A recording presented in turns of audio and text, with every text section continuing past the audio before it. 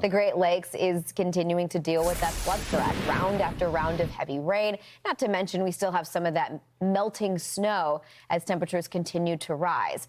Residents in low-lying areas near the Little Black River are forced to evacuate because of a levee breach, and officials, they just continue to monitor the Cheboygan Dam as it's less than 6 inches from overflowing its banks.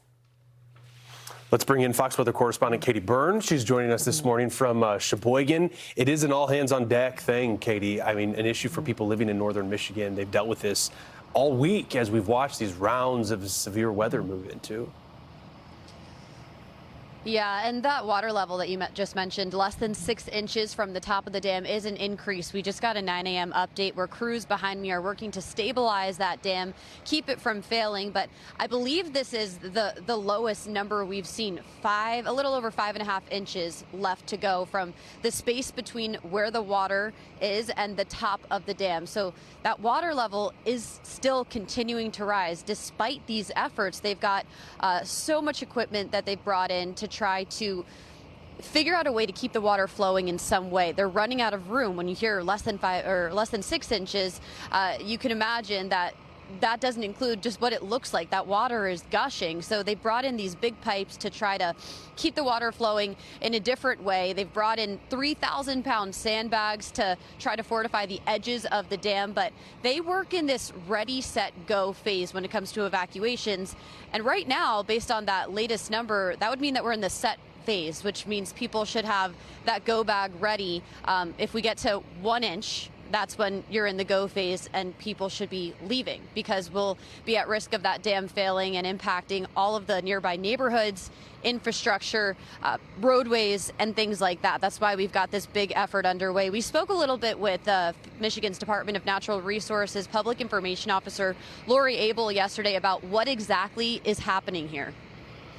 The operation that you can see is that we are moving sandbags across the dam and getting that put into place, and then also we're getting the pumps, the high volume pumps put into place so that we can get more water around the dam and get more water moved from the holding pond into the spillway and across and out into Lake Huron. And there are lots of other rivers and creeks that kind of feed into the Cheboygan. Only a few miles away, there's Little Black River. That's where we had to have a number of people evacuated because of a levee break there. Some people are still staying away despite the fact that the evacuation was lifted yesterday. We still have seen water closing in on homes there. We took a drive over and saw that we're still seeing homes submerged in water. But it's not just homes impacted. Flooding damage is reaching infrastructure too. And it's not just here in Cheboygan County. This is something that's happening across the northern part of the state. In Traverse City, a bridge on a major road totally washed away just from the sheer power of the water.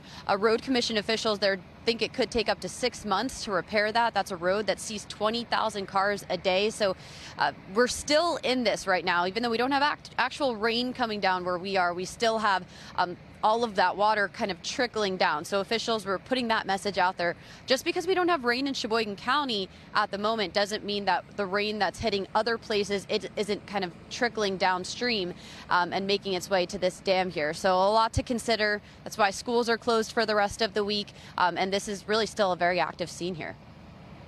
Because not only is that a heavily trafficked road, you mentioned in Traverse City, 20,000. Yeah. The video you shot yesterday, Katie, still had snow on the ground, which is hard to believe. But the fact that that was such a banner year from a snow perspective through the upper Midwest in Cheboygan, are there snow mounds, snow piles, or is that all melted? Oh, yeah.